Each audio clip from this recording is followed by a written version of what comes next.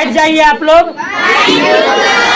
आज जो है आप लोग को हम प्रॉफिट एंड लॉस के बारे में बताएंगे, है ना। और आप लोग इससे परिचित भी होंगे, लाभ और हानि के बारे में। जब कोई हम वस्तु को खरीदते हैं, है ना, तो उस पे हम लोग या तो लाभ कमाते हैं या तो हानि कमाते हैं, है कि नहीं। जैसे कोई भी दुकानदार है या कॉपी बेचता है तो वो क्या करता है, हमेशा प्रॉफिट कमाने के चक्कर में रहता है ना, यानी लॉस नहीं कमाता है। तो लॉस किसको लगता है। अब देखिए जैसे किसान है ना, मकई जैसे कटता है तो मकई का भाव शुरू में रहता है 2000 मान लो। जिस समय मकई घर आया कट करके उस समय में भाव है 2000। किसान क्या करता है, उन मकई को स्टॉक कर देता है, समझ गए ना। स्टॉक करने के बाद क्या होता है, सोचता है कि आगे उसका दाम बढ़ेगा, है ना। लेकिन क्या होता है, दाम बढ़ के नहीं और 2000 से घट के 1800 हो जाता है ना। जब 1800 हो गया तो किसान को क्या लग गया, लॉस लग गया। इसी को बोलते हैं हानि, समझ गया ना। हानि मतलब घाटा। जो सामान आप खरीदते हैं जिस रेट में और उसको उससे कम रेट में बेचते हैं तो आपको क्या होती है, हानि होती है। और जिस मूल्य पर आप सामान खरीदते हैं उससे अधिक मूल्य पर आप बेचते हैं तो उसको क्या बोलते हैं, लाभ बोलते हैं। तो आज हम जानेंगे कि लाभ और हानि के बारे में, ठीक है, प्रॉफिट एंड लॉस। तो प्रॉफिट समझ गए किसको बोलेंगे, यानी कि देखिए लाभ और हानि जो है, लाभ और हानि मुख्य रूप से व्यापारिक लेन देन से संबंधित है। किससे संबंधित है, व्यापारिक लेन देन से संबंधित है। व्यापारिक मतलब आप लोग समझते हैं, रोजगार जो होता है ना, दुकानदार जो होता है, अधिकतर लाभ और हानि वहाँ होता है, समझ गया ना। जैसे आप लोग पढ़ रहे हैं तो आपको जो है लाभ और हानि होता है, लेकिन एक व्यापारिक मामले में नहीं होता है। यानी कि जो अच्छा से पढ़ता है तो उसको अच्छा लाभ है, जो ज्यादा मेहनत करता है तो उसको अच्छा लाभ है, जो नहीं पढ़ेगा तो उसको क्या होगा, हानि होगा, है ना। तो व्यापारिक लेन देन से संबंधित है।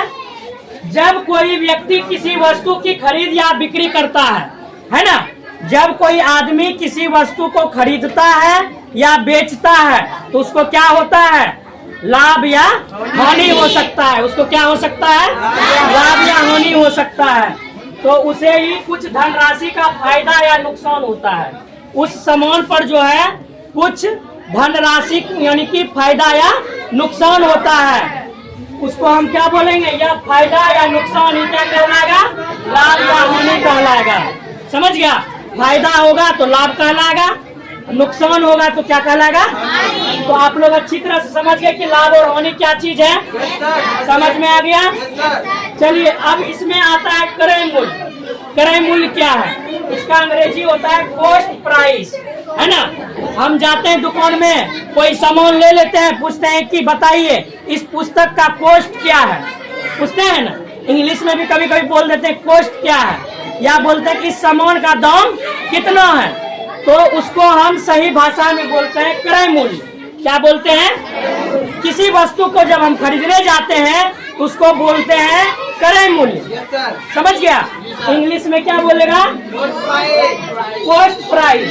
यानी कि कॉस्ट प्राइस बोलता है कि किसी वस्तु का क्रय मूल्य वह मूल्य है जिस पर वस्तु को क्या किया जाता है, खरीदा जाता है। जिस पर वस्तु को क्या किया जाता है, वस्तु को हम खरीद रहे हैं तो हमारा क्या कहलाएगा, इंग्लिश में क्या बोलेंगे। और इसको शॉर्ट में जब लिखेंगे तो जब हम लोग गणित बनाएंगे तो कॉस्ट प्राइस के बदले में क्या लिखेंगे, सीपी लिखेंगे, है कि नहीं। इससे हमारा समय का भी बचत होगा और पेज का भी बचत होगा। देखिए कॉस्ट प्राइस में नो लेटर है और सीपी लिख देंगे तो काम मेरा चल जाएगा, है ना। इससे समय की भी बचत होगी और पेज का भी बचत होगा, ठीक है। तो आप लोग क्रय मूल्य के बारे में समझ गए। क्रय मूल्य किसको बोलेंगे, जब हम किसी वस्तु को खरीदने जाते हैं तो वो हमारा क्या होता है, वस्तु का क्रय मूल्य होता है ना। हम किसी वस्तु को 10 रुपयों में खरीद रहे हैं, वो हमारा क्या है, क्रय मूल्य है। और उसको क्रय मूल्य से ज्यादा पर बेचेंगे तो उसमें हो जाएगा लाभ, और क्रय मूल्य जितना में खरीद के लाए हैं उससे कम में बेचेंगे क्या हो जाएगा, हानि। आगे आपका है विक्रय मूल्य। विक्रय मूल्य मतलब होता है सेलिंग प्राइस। सेलिंग यानी किसी वस्तु को हम सेलिंग करते हैं। कोई वस्तु को खरीद के लाए 10 रुपयों में, ठीक है, उसका क्या करेंगे?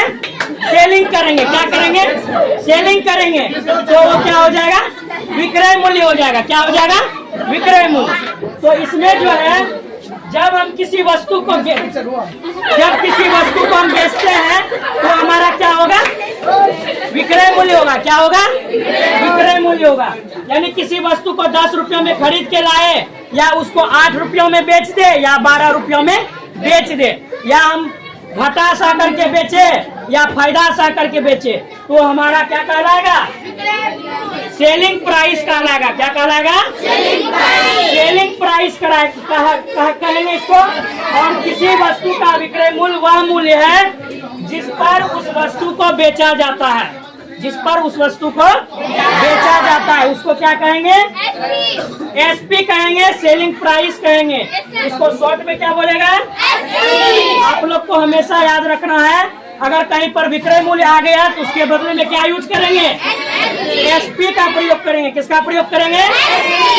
और क्रय मूल्य आ जाएगा तो उसके बदले में क्या प्रयोग करेंगे? सीपी का प्रयोग करेंगे। ठीक है, आप लोग अच्छी तरह समझ गए कि क्रय मूल्य क्या होता है और विक्रय मूल्य क्या होता है। क्रय मूल्य मतलब हुआ कि किसी वस्तु को खरीद रहे हैं, विक्रय मूल्य मतलब हुआ कि मेरे पास जो वस्तु है उसको बेच रहे हैं, तो हमारा क्या है?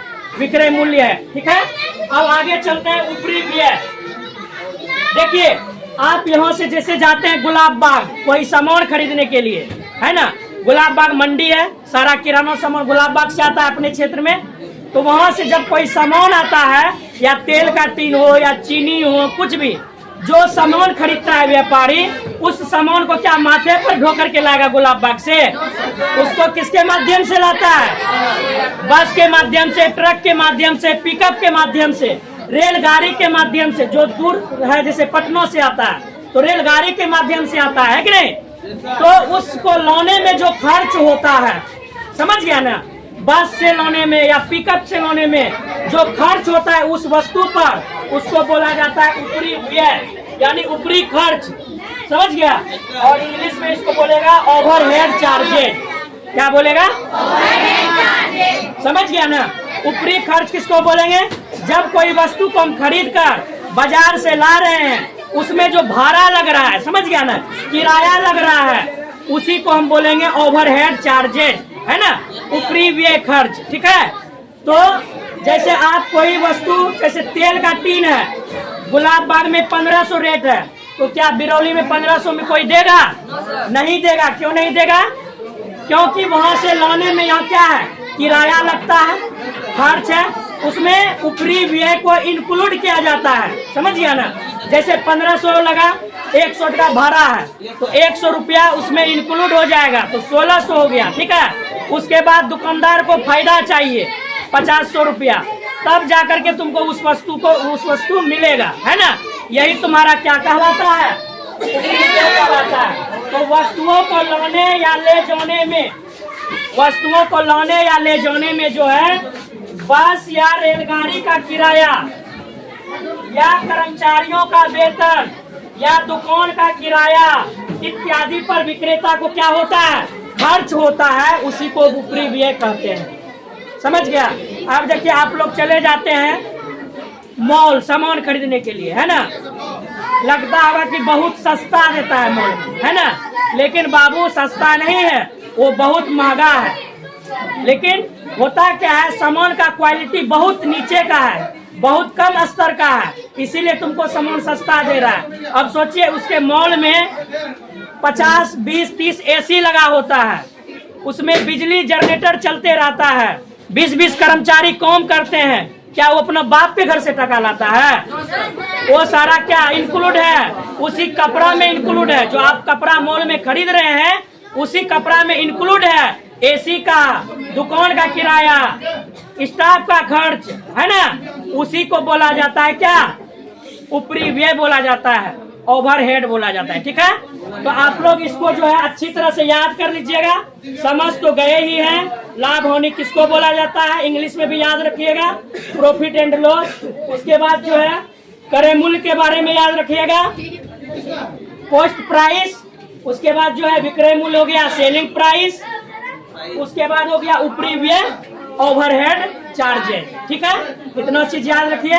फिर आपको कल जो है हम नेक्स्ट वीडियो में जो है लाभ और हानि के बारे में बताएंगे कि लाभ क्या है, हानि क्या है, और इसके संबंधित जितने भी सूत्र हैं उसके बारे में जानेंगे, तब आपका फिर आगे चैप्टर चलेगा। ठीक है, तो धन्यवाद, आप कल क्लास आइए।